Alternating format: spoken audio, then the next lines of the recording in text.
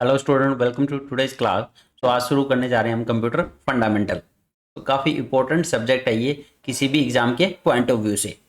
तो इसमें हम डिटेल में सारे टॉपिक डिस्कस करेंगे फ्रॉम बेसिक कि कंप्यूटर होता क्या है, classification of computer, generation of computer, computer कैसे काम करता है, कौन कौन से कंपोनेंट होते हैं और कंप्यूटर की वर्किंग। तो इस तरह से सारे टॉपिक हम कवर करेंगे। और अगर आप चैनल से नहीं जुड़े हो तो चैनल को जरूर सब्सक्राइब कर लें ताकि आपको लेटेस्ट अपडेट मिलती रहे। तो चलो आज की क्लास स्टार्ट करते हैं। What is computer? तो कंप्यूटर किसको बोलते हैं? तो ये जो कंप्यूटर वर्ड जो है ये कहाँ से ड्राइव हुआ है? तो इस कंप्यूटर वर्ड को ड्राइव किया गया है कंप्यूट नाम के वर्ड से। अब इस कंप्यूट का मीनिंग क्या होता है? तो इस कंप्यूट का मीनिंग होता है टू कैलकुलेट, कुछ भी कैलकुलेट करने के लिए। तो सेम कंप्यूटर भी कैलकुलेशन के लिए यूज होता है। अब computer is an electronic machine that accept the data from the user, process the data by performing calculation और operation on it and generate the desired output as a result. तो computer एक electronic machine होती है जो data accept करेगी user से, उस data पे प्रोसेसिंग करेगी, कुछ ना कुछ कैलकुलेशन परफॉर्म करेगी वहां पे और आपको एक आउटपुट जनरेट करके एज ए रिजल्ट शो कर देगी वहां पे। तो इसको बोलते हैं कंप्यूटर। तो यहाँ पे बेसिकली तीन चीजें हो रही है कंप्यूटर में, एक तो इनपुट, दूसरा आपका प्रोसेसिंग और तीसरा है आपका आउटपुट। तो किसी भी डिवाइस में अगर ये तीनों यूनिट है तो उस डिवाइस को क्या बोला जाता है? कंप्यूटर। उस डिवाइस को क्या बोलेंगे? कंप्यूटर, क्योंकि वहां पे वो as a input data accept कर रही है, अब उसके ऊपर कुछ ना कुछ प्रोसेसिंग कर रही है और फाइनली आपको रिजल्ट डिस्प्ले कर रही है एज ए आउटपुट। तो ऐसी डिवाइस को बोला जाता है कंप्यूटर। और ये जो कंप्यूटर है ये कंप्यूट नाम के वर्ड से ड्राइव हुआ है जिसका मतलब होता है कैलकुलेट करना। फादर ऑफ कंप्यूटर, तो ये भी काफी इंपॉर्टेंट क्वेश्चन है कि फादर ऑफ कंप्यूटर किसको बोला जाता है? तो यहां पे नाम आता है चार्ल्स बेबेज का। तो Charles Babbage, who is also known as the father of modern computer, design the difference engine in the early 1820s। तो इन्होंने एक डिफरेंस इंजन डिजाइन किया था 1820 के आसपास। अब ये डिफरेंस इंजन कैसे काम करता है, क्या होता है? तो difference engine was a mechanical computer which is capable of performing simple calculation. तो एक मैकेनिकल कंप्यूटर था जो कि परफॉर्म करता था सिंपल कैलकुलेशन। अब अगर चार्ल्स बेबेज की बात करें तो ये एक मैथमेटिशियन थे। तो ऑब्वियस सी बात है, अभी मैथमेटिशियन है तो ये कंप्यूटर की फील्ड में कैसे? तो मैथमेटिक्स में क्या होता है कि इनको कैलकुलेशन करनी पड़ती थी वहां पे। तो इनके दिमाग में आइडिया आया कि क्यों ना ऐसी कोई मशीन डिजाइन की जाए जहां पे कैलकुलेशन अपने आप हो जाए, बड़ी से बड़ी कैलकुलेशन इजीली हो जाए उस मशीन के थ्रू।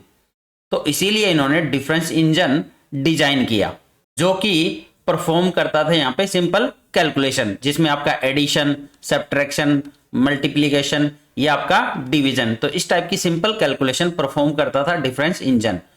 और यहाँ पे as a input punch card का यूज किया जाता था।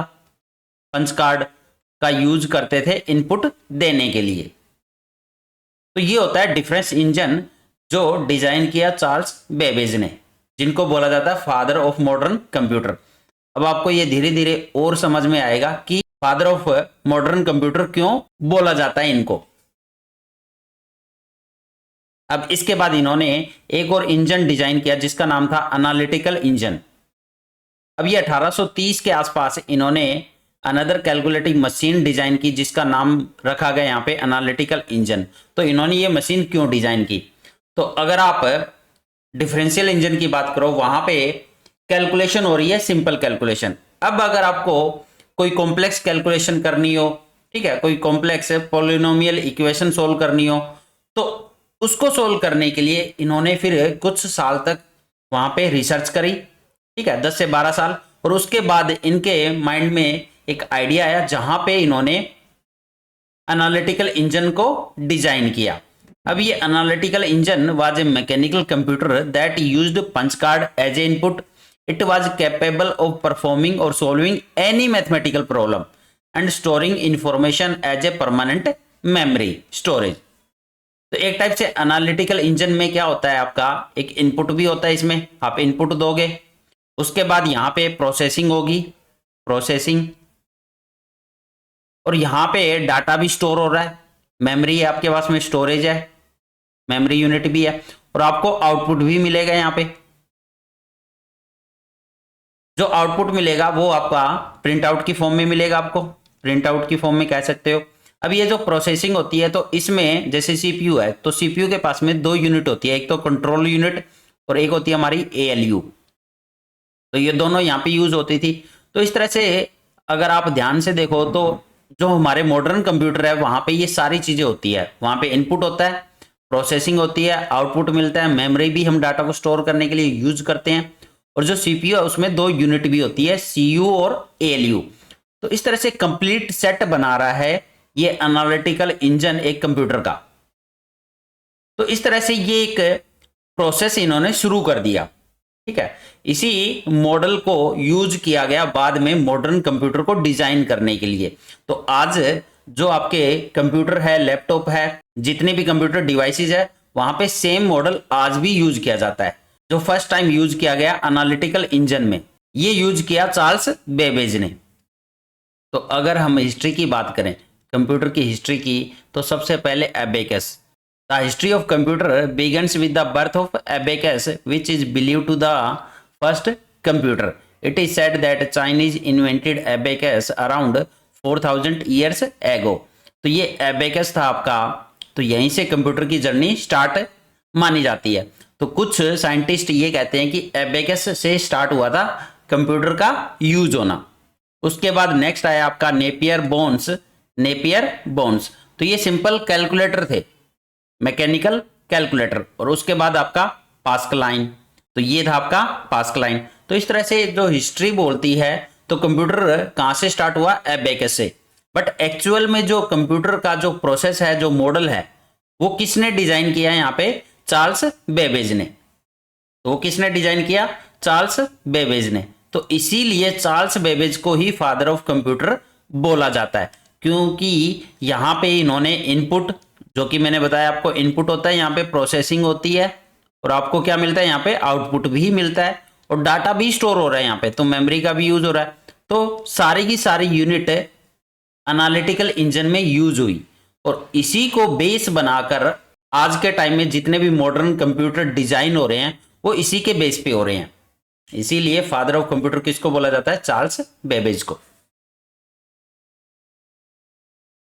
नेक्स्ट आपका जनरेशन ऑफ कंप्यूटर। तो यहां से एक या दो क्वेश्चन हर बार हर किसी एग्जाम में पूछे जाते हैं। तो सबसे पहली जनरेशन आपकी फर्स्ट जनरेशन, जिसका टाइम पीरियड है 1940 से लेकर 1956 तक। अब यहाँ पे यूज होती थी आपकी वैक्यूम ट्यूब्स। तो कौन सी हार्डवेयर टेक्नोलॉजी यूज होती थी यहाँ पे, वैक्यूम ट्यूब। तो वैक्यूम ट्यूब आपकी कुछ इस तरह से दिखाई देती है, बट यहाँ पे एक वैक्यूम ट्यूब यूज नहीं होती है, यहाँ पे large number of vacuum tube use की जाती है फर्स्ट जनरेशन के कंप्यूटर को डिजाइन करने के लिए। तो यहाँ पे large number of vacuum tube की वजह से इसका जो साइज होता है वो भी क्या हो जाएगा, आपका बिग हो जाएगा, साइज इज बिग। तो जो फर्स्ट जनरेशन के कंप्यूटर होते थे वे कुछ इस तरह से दिखाई देते थे, और इनका साइज क्या होता था, आपका बिग साइज।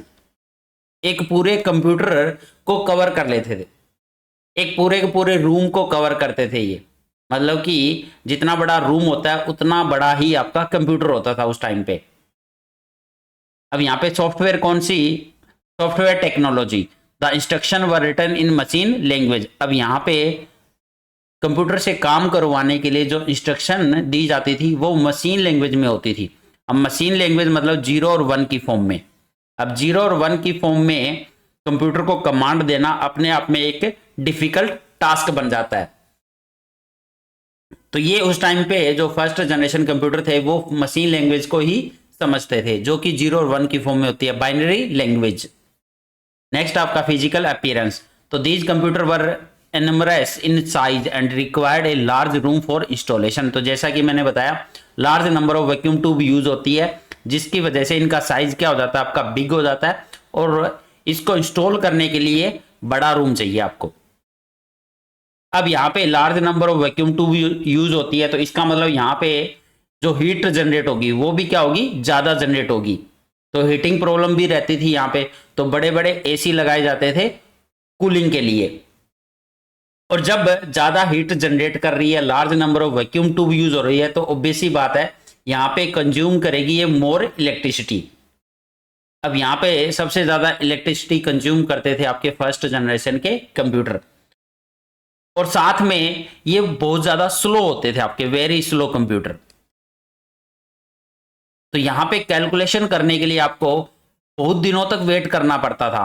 आप ये कह सकते हो 2+2 करना है, जो कि होता है 4। तो ये फर्स्ट जनरेशन के कंप्यूटर हो सकता है आपका 1 वीक ले ले इसको कैलकुलेट करने के लिए। तो इतने ज्यादा स्लो थे आपके फर्स्ट जनरेशन के कंप्यूटर। और यहां पे इनपुट देने के लिए पंच कार्ड का यूज किया जाता था, पंच कार्ड। तो पंच कार्ड के थ्रू यहां पे इनपुट प्रोवाइड करवाया जाता था फर्स्ट जनरेशन के कंप्यूटर को। और यहां पे डाटा को स्टोर करने के लिए मैग्नेटिक ड्रम्स यूज किए जाते थे, मैग्नेटिक ड्रम्स फॉर स्टोरेज। अब इसके एग्जाम्पल कौन से हैं, तो इस वाली जनरेशन में सबसे पहला कंप्यूटर था UNIVAC, universal automatic computer. Next आपका electronic numerical integrator and calculator, ENIAC. और फिर आपका electronic discrete variable automatic computer, EDVAC. तो ये कंप्यूटर फर्स्ट जनरेशन के हैं आपके, जहां पे large number of vacuum tube use होती थी, जिसकी वजह से इनका साइज क्या हो जाता आपका, इंक्रीज हो जाता था। नेक्स्ट है सेकंड जनरेशन, जिसका टाइम पीरियड था 1956 से लेके 1963। अब यहाँ पे ट्रांजिस्टर्स का यूज होता था। तो फर्स्ट जनरेशन में वैक्यूम ट्यूब का यूज करते थे, वैक्यूम ट्यूब, तो जिसकी वजह से उनका साइज लार्ज होता था, बिग साइज के कंप्यूटर होते थे वो। बट अब यहाँ पे यूज होने लगे आपके ट्रांजिस्टर्स। तो ट्रांजिस्टर्स कुछ इस तरह से दिखाई देते हैं, ये सारे क्या है, ट्रांजिस्टर्स। तो यहाँ पे हार्डवेयर क्या यूज होता है आपका, ट्रांजिस्टर। और software the instruction were written using assembly language. अब यहाँ पे असेंबली लैंग्वेज का यूज होने लगा। असेंबली लैंग्वेज में बेसिकली क्या होता है, यहाँ पे इंग्लिश लाइक कीवर्ड यूज किए जाते हैं। जैसे ऐड करने के लिए ऐड, सब्ट्रैक्ट करना हो तो वहां पे SUB, मल्टीप्लाई करना हो तो MUL, डिवाइड करना हो तो DIV। तो इस तरह से असेंबली लैंग्वेज का यूज होने लगा इंस्ट्रक्शन के लिए। तो थोड़ा और इजी हो गया यहाँ पे, क्योंकि मशीन लैंग्वेज में आपको जो भी इंस्ट्रक्शन देनी होती थी वो 0 और 1 की फॉर्मेट में होती थी। अब 0 और 1 को समझना अपने आप में एक डिफिकल्ट टास्क था, तो वो यहाँ पे थोड़ा इजी हो गया बिकॉज ऑफ असेंबली लैंग्वेज। तो आपसे यहाँ पे इस टाइप के क्वेश्चन भी पूछे जा सकते हैं कि फर्स्ट जनरेशन में कौन सी लैंग्वेज यूज होती थी। तो फर्स्ट में होती है मशीन लैंग्वेज, और सेकंड जनरेशन में असेंबली लैंग्वेज, और सेकंड जनरेशन में ट्रांजिस्टर्स का यूज होने लगा। अब ट्रांजिस्टर्स ये स्मॉल होते हैं साइज में, तो इनकी वजह से इनका जो साइज है, सेकंड जनरेशन के कंप्यूटर का साइज भी क्या होता है, as compare to vacuum tube smaller होता है। तो यहां पे साइज भी क्या हो गया आपका, पहले से रिड्यूस हो गया। और यहां पे भी इनपुट के लिए पंच कार्ड का ही यूज किया जाता है, punch card for input, for input. और साथ में यहां पे मेमोरी के लिए मैग्नेटिक टेप्स, मैग्नेटिक टेप्स का यूज किया जाता था फॉर स्टोरेज, फॉर स्टोरेज। अब यहां पे एग्जाम्पल कौन कौन से हैं, तो ये जो कंप्यूटर है IBM 1401, IBM 7090 या 7094, यूनिवेक 1107, तो ये सारे एग्जाम्पल है आपके सेकंड जनरेशन कंप्यूटर के। तो जैसा कि सेकंड जनरेशन कंप्यूटर आपके सामने दिखाई दे रहे हैं, ये दोनों सेकंड जनरेशन कंप्यूटर के एग्जाम्पल है। तो यहां पे अब साइज क्या हो गया, रिड्यूस हो गया as compare to first generation. Next आपका थर्ड जनरेशन, जिसका टाइम पीरियड है 1964 से लेके 1971। अब यहां पे इंटीग्रेटेड सर्किट्स का यूज होता है। तो आईसी का यूज होना शुरू हो गया थर्ड जनरेशन में।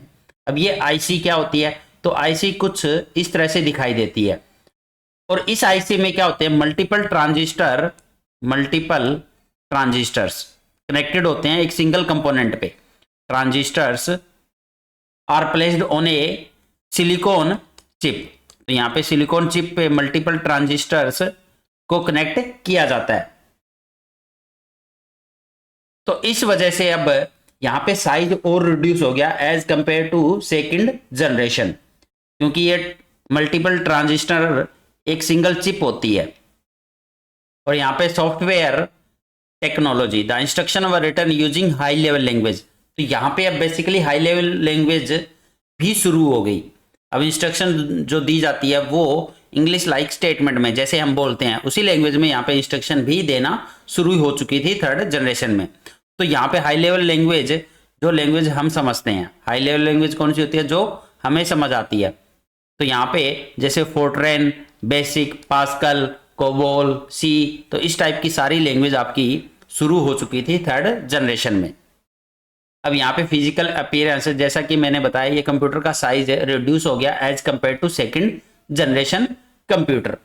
और यहाँ पे आपका इनपुट के लिए कीबोर्ड का यूज होना भी शुरू हो गया था, कीबोर्ड, और आउटपुट के लिए मॉनिटर का, और आउटपुट के लिए मॉनिटर। तो ये दोनों डिवाइस भी यहाँ पे यूज हो चुकी थी थर्ड जनरेशन में। और साथ में मॉनिटर की वजह से यहाँ पे ऑपरेटिंग सिस्टम भी शुरू हो चुका था, ऑपरेटिंग सिस्टम का यूज भी शुरू हो चुका था बिकॉज ऑफ मॉनिटर, क्योंकि कीबोर्ड और आपका मॉनिटर, इन दोनों को ऑपरेट करने के लिए ऑपरेटिंग सिस्टम की रिक्वायरमेंट होती है। अब इसके एग्जाम्पल कौन कौन से हैं, तो यहाँ पे IBM 370, PDP-11, तो ये दोनों एग्जाम्पल आपके थर्ड जनरेशन कंप्यूटर के। अब ये जो डायग्राम में आपको दिखाई दे रहा है ये आपका थर्ड जनरेशन का कंप्यूटर है। तो यहाँ पे आईसी, इंटीग्रेटेड सर्किट का यूज होना शुरू हो चुका था थर्ड जनरेशन में, और साथ में हाई लेवल लैंग्वेज जैसे फोर्ट्रॉन, बेसिक, पास्कल, ये भी शुरू हो चुकी थी। और ये साइज में क्या होते हैं, स्मॉल होते हैं as compare to second generation. तो यहां से क्वेश्चन बनते हैं आपके, कौन सी जनरेशन में कौन सी डिवाइस यूज होती थी, फर्स्ट में कौन सी, सेकंड में कौन सी, थर्ड में कौन सी, और लैंग्वेज कौन सी यूज होती है वहां पे, ऑपरेटिंग सिस्टम कौन सी लैंग्वेज से स्टार्ट हो गया यूज होना, तो थर्ड जनरेशन से। तो इस टाइप के ही क्वेश्चन बनते हैं आपके, एक या दो क्वेश्चन हर बार। नेक्स्ट आपकी फोर्थ जनरेशन, तो इसका जो टाइम पीरियड है वो है आपका 1971 से लेके प्रेजेंट तक। अब यहाँ पे माइक्रो प्रोसेसर चिप्स का यूज होना शुरू हो चुका था फोर्थ जनरेशन में।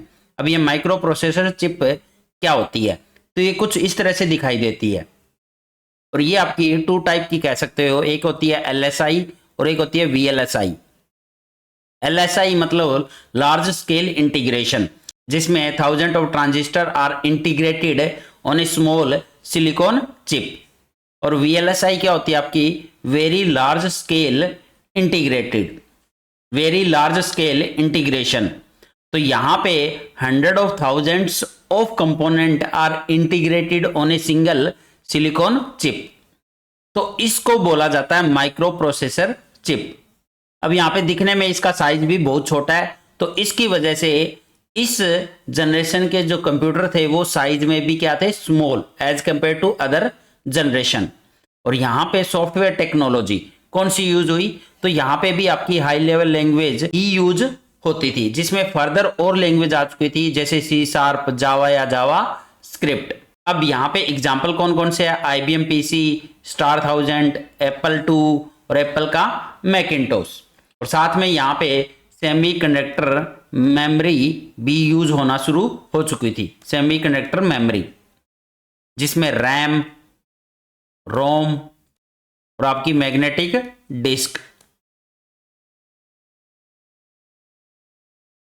तो ये सारे कौन सी कैटेगरी में आते हैं अब फोर्थ जनरेशन कंप्यूटर में।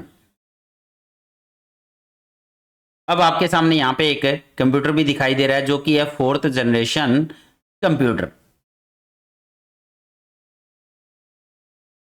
लास्ट आपकी फिफ्थ जनरेशन, प्रेजेंट और फ्यूचर ये कह सकते हो इसको।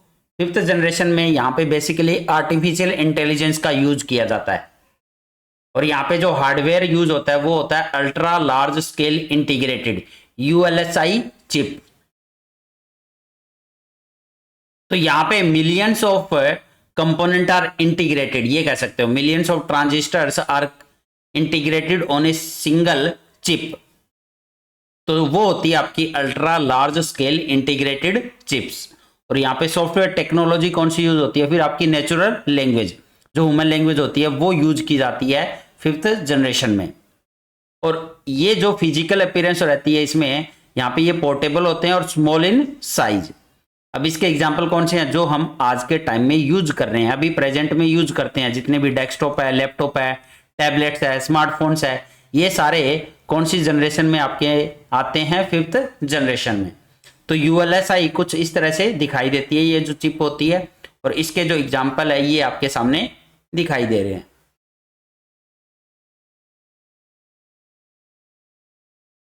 नेक्स्ट आपका क्लासिफिकेशन ऑफ कंप्यूटर।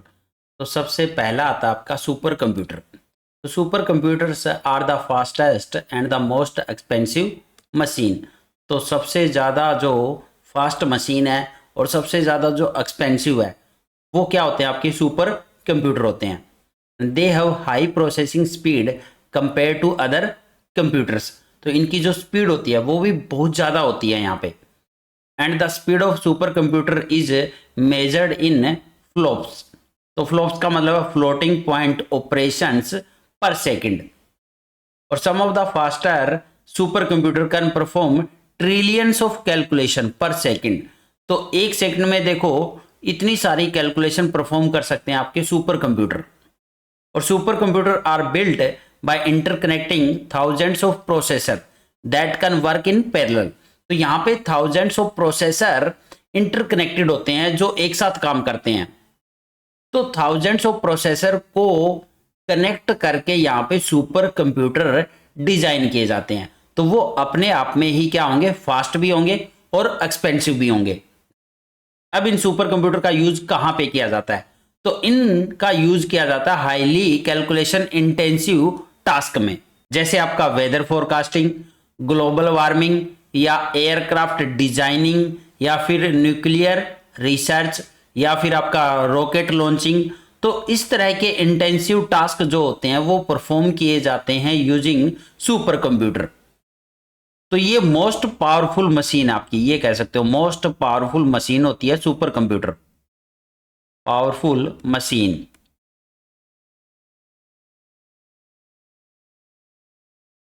अब एग्जाम्पल कौन कौन से सुपर कंप्यूटर के, तो यहां पे ये जो आपके सामने दिखाई दे रहा है एक सुपर कंप्यूटर आईबीएम का है, समिट नाम का सुपर कंप्यूटर।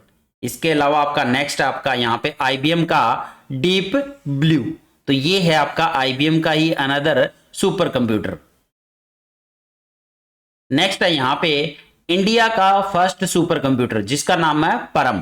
तो परम 8000 ये फर्स्ट सुपर कंप्यूटर था इंडिया का। तो कुछ इस तरह से दिखाई देता आपका इंडिया का फर्स्ट सुपर कंप्यूटर।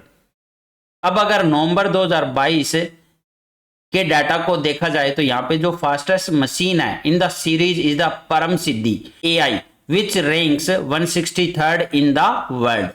तो यहाँ पे एक परम सिद्धि, क्योंकि ये परम की सीरीज से बनते हैं जितने भी सुपर कंप्यूटर है, तो परम सिद्धि एआई है जो अभी 163rd पोजीशन पे है वर्ल्ड में।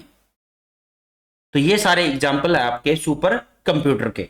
तो यहाँ पे एक क्वेश्चन ये बन सकता है कि इंडिया का फर्स्ट सुपर कंप्यूटर कौन सा था, तो वो है आपका परम 8000।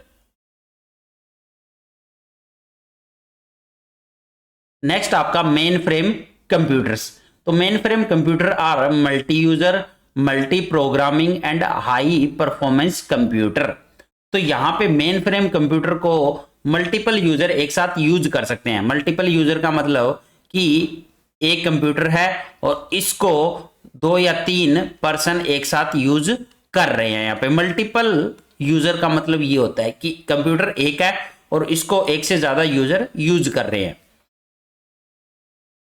और मल्टी प्रोग्रामिंग का मतलब है यहाँ पे कि एक साथ बहुत सारे काम किए जा सकते हैं मेन फ्रेम कंप्यूटर में।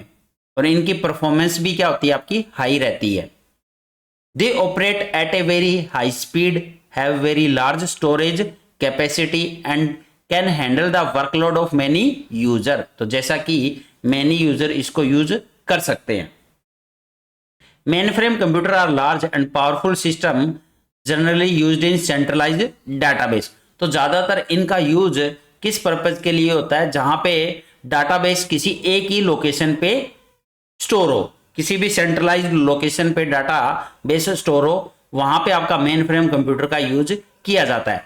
तो they are usually used by big organisation for bulk data processing such as statistics या सेंसस डाटा प्रोसेसिंग या फिर ट्रांजैक्शन प्रोसेसिंग, और are widely used as a server as this system has a high processing capability. तो ज्यादातर mainframe computer का use होता है as a server, क्योंकि यहाँ पे बात हो रही है सेंट्रलाइज्ड डाटाबेस की।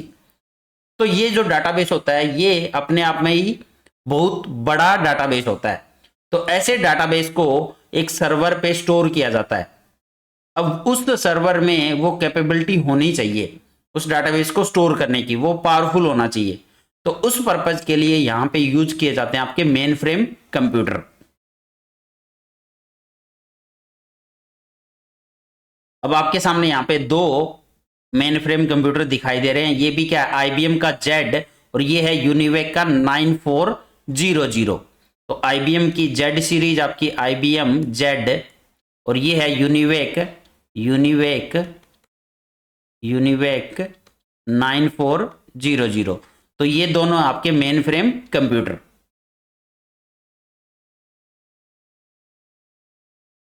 नेक्स्ट आपका minicomputers. Minicomputer are digital computer generally used in multi user system.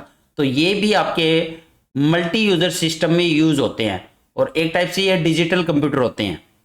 और मल्टी कंप्यूटर कैन सपोर्ट 4 से लेके 200 यूजर साइमल्टेनियसली। तो यहाँ पे भी 4 से लेके 200 तक यूजर एक साथ इसको यूज कर सकते हैं। The user can access the mini computer through their PC और टर्मिनल। अब मिनी कंप्यूटर को भी यूज कैसे किया जा सकता है, कैसे एक्सेस किया जा सकता है, थ्रू पीसी और टर्मिनल। तो यहाँ पे भी एक टाइप से ये सर्वर का ही काम कर रहे हैं। तो मिनी कंप्यूटर भी क्या काम कर रहे हैं, एज ए सर्वर, और इनको कनेक्ट किया जाता है फिर मल्टीपल पीसी से, मल्टीपल टर्मिनल से। तो इन मल्टीपल पीसी और टर्मिनल के थ्रू मिनी कंप्यूटर को एक्सेस किया जा सकता है। तो mini computer were used for scientific और इंजीनियरिंग कंप्यूटेशन और business transaction processing, file handling और डाटाबेस मैनेजमेंट। तो यहाँ पे भी सेम चीज यूज हो रही है कि एज ए सर्वर यूज किया जाता है मिनी कंप्यूटर को। अब इसके एग्जाम्पल कौन से हैं, तो ये आपका DEC PDP-1 जो कि 1960 में कुछ इस तरह से दिखाई देता है आपका मिनी कंप्यूटर। और 1964 में IBM का आया ये 360 मॉडल जो कि कुछ इस तरह से दिखाई देता है। तो ये होते हैं मिनी कंप्यूटर। यहां पे भी मल्टीपल यूजर एक साथ यूज कर रहे हैं सेम कंप्यूटर को, और एज ए सर्वर यूज किया जाते हैं मिनी कंप्यूटर। तो मेन फ्रेम कंप्यूटर और मिनी कंप्यूटर में फिर डिफरेंस क्या आ गया कि जो मिनी कंप्यूटर है वो स्मॉल होते हैं as compare to mainframe. Last आपका माइक्रो कंप्यूटर्स, जो आज के टाइम में तुम सब यूज कर रहे हो, चाहे वो डेस्कटॉप हो, लैपटॉप हो, टैबलेट हो या फिर मोबाइल फोन हो। तो micro computer are small low cost and single user digital computer. अब ये सिंगल यूजर डिजिटल कंप्यूटर कहलाते हैं आपके माइक्रो कंप्यूटर, क्योंकि एक ही यूजर यूज कर सकता है इनको, मल्टीपल यूजर यूज नहीं कर सकते इनको। तो जैसे आपका डेस्कटॉप है तो सिर्फ आप ही यूज कर सकते हो उसको एक एट ए टाइम, ऐसे आपका जो लैपटॉप है एट ए टाइम आप ही यूज कर सकते हो। आपका जो टैबलेट है, आपका जो मोबाइल फोन है, तो यहाँ पे मल्टीपल यूजर यूज नहीं कर सकते। और ये स्मॉल होते हैं और इनकी कॉस्ट भी क्या होती है, लो होती है as compare to other computers. अब दे कंसिस्ट ऑफ सीपीयू, इनमें सीपीयू होता है, इनपुट यूनिट होती है, आउटपुट होती है, स्टोरेज और सॉफ्टवेयर। और they are used at home, school, shops या कॉलेज, यूनिवर्सिटी। तो हर जगह पे यूज होते हैं आपके माइक्रो कंप्यूटर। तो micro computer include desktop computer, notebook computer, laptop, tablet, handheld computer devices, smartphones और नेटबुक। तो ये सब कहलाते हैं आपके माइक्रो कंप्यूटर्स। तो क्लासिफिकेशन ऑफ कंप्यूटर भी हम डिस्कस कर चुके हैं। यहाँ पे जनरेशन ऑफ कंप्यूटर भी हमने डिस्कस किया। तो अब नेक्स्ट हम डिस्कस करेंगे वर्किंग ऑफ कंप्यूटर, कि कंप्यूटर काम कैसे करता है।